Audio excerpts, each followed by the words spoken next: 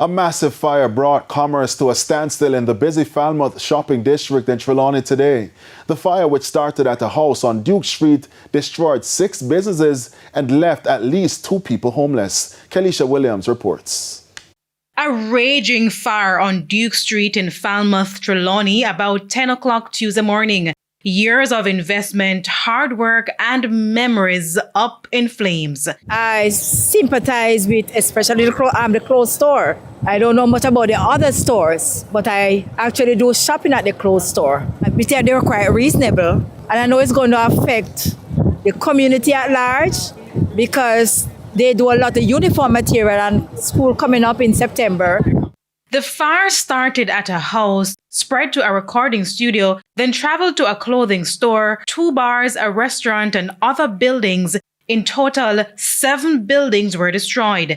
One eyewitness told us what he saw. In the house, I found a car, and then I smell the liquor burning. But when I smell the fire, I say, this no smell like regular. You know, you let the burn some garbage, it no smell like garbage. I smell the pitch pine board and things, so I say, this smells serious. So when I look out, I just in time if it's smoke, I come up on the top of the building over the side. He said he had to intervene quickly to prevent further destruction. Use the bucket and throw water upon it for it come over the side.